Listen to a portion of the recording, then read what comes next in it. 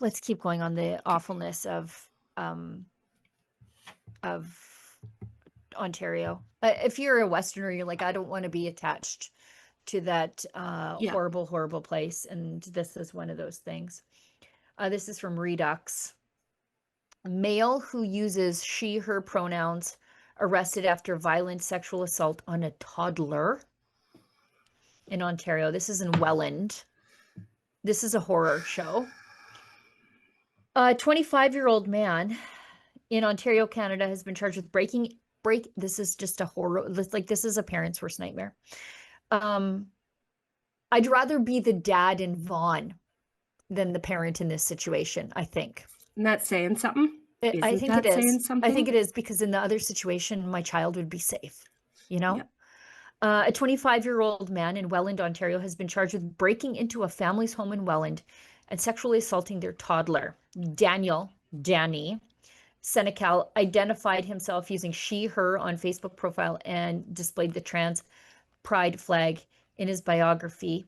On Sunday, August 31st, police and paramedics were called to a home near Crowland Avenue and York Street in Welland for a medical assistance call involving a young child. Emergency first responders arrived. They discovered the front door of the home showed signs of being forced open. This is just an absolute nightmare. And the child was suffering from serious injuries. Investigators say a witness came forward with surveillance video, and the suspect was quickly identified as Daniel Senecal. He was taken into custody, charged with aggravated sexual assault on a child, assault by choking, breaking and entering a home, and sexual interference with a child. His young female victim has been transported out of region for advanced medical care, but she has been declared stable. He's a stranger. He broke into the family's home sometime between 10 p.m. and 8:59 a.m. and sexually assaulted their sleeping toddler. Several friends of the victim's mother say the man arrested was known to the victim's family and had previous contact with the toddler he assaulted. He targeted them specifically. This guy is the boogeyman. He's the boogeyman.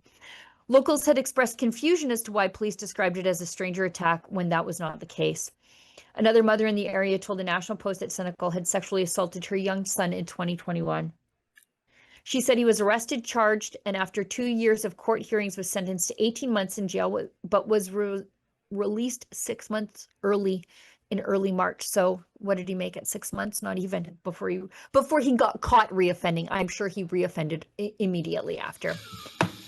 Little is known about Senecal's past. A Facebook page has uncovered showing he appears to have recently adopted a transgender identity. Look at this. Sorry, kid, I'm the ether bunny. Drugging and abducting a child. Okay. The worst part is if this monster, alleged monster, but he's been previously convicted, so I can call him a confirmed monster, is convicted, he will go to a women's prison. This is nightmare fuel, Canada. Okay, Yeah. if you were under any illusions that we were doing okay or that everything is fine, let this story just bring you back to earth and that everything is on fire and is awful. So what happened here is a person that is represented by a group that is disproportionately more likely to be convicted and to be convicted of sex crimes against children and women did the thing that we're all warning Twice now. is happening in these groups. And the craziest thing, the absolute craziest thing, is that the police service, okay, the ones that are shown in that arrest video, are ideologically captured and committed to representing the community in which this guy comes from.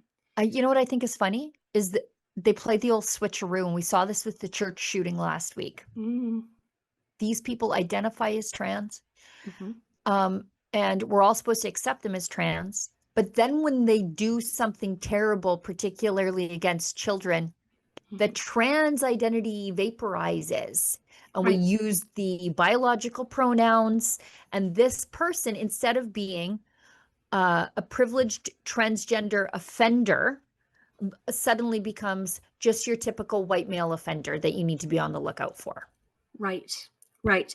And just going backwards, this is a protected caste of people. Okay. This is the enlightened caste of people who you may not scrutinize, you may not criticize, and you may not point out the obvious, that Right. there are things happening in this group of people that should make all of us very, very, very uncomfortable, because there is no difference between childhood sexual exploitation and childhood sexual exploration. So this group of people is saying, all of the children should be educated in the ways of gender and sexual diversity. Well, here's your poster child getting arrested for essaying a baby.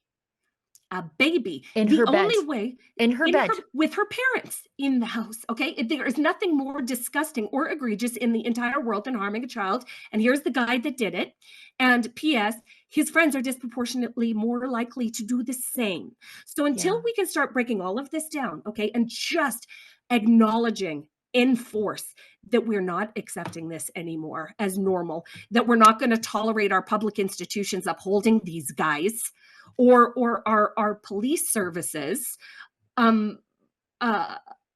developing partnerships with this community, this protected community, nothing is going to change. And that he can identify straight into a women's prison where, P.S., they have mother-baby programs Exactly my point. in every women's prison in Canada, I'm pretty sure. Yeah. This is absolutely egregious. It must stop, and it must stop right now. And what's crazy is the amount of these guys that are flying under the radar. Yeah. Because they have such close relationships with our public institutions and our law enforcement. Any good cop worth his salt, okay, knows that there are risk factors Right. to these guys' behavior, right? Like there's a oh, what do you call it, Sheila, Gunn, Reid? It's like a risk analysis. We know that deviant sexual behaviors make you more risky. And look Right. what we have here. Look And what we have. and Look what it's it results in, the acceptance of this. The destruction of a child. and those things are objective. Like the risk factors are objective. It's for example, if your parents aren't married and then your mother gets a new boyfriend and you live with the mother and the boyfriend, you are statistically more likely to be abused. Like Right. there are statistical objective risk factors at play that people need to consider here. I see that Elon Musk has weighed in on this. Oh, He said extreme levels of trans violence. This is a severe problem. so true. Libs of TikTok says it's an epidemic. Yeah, That's true. And the crazy thing is, the reporting of these types of crimes are getting attributed to women, falsely attributed to women. Because if this guy, if this sexual deviant, I don't even want them, but they shouldn't be attributed to. And you and I looked at this on another research project. They they should not be attributed to just regular men either, because when you look at men and women and then trans-identified, it's here, and then it's here when it comes to risk factors. Trans-identified men are disproportionately more likely to commit sex crimes against women and children, the end.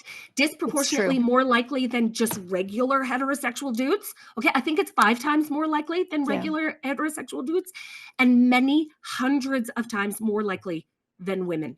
Like, this is not an anomaly. This is documented in places where it's in the crime statistics. It's just you just can't. There's no way around it. And yet our police services are partnered with this group that is disproportionately more likely to commit these crimes. I mean, make it make sense.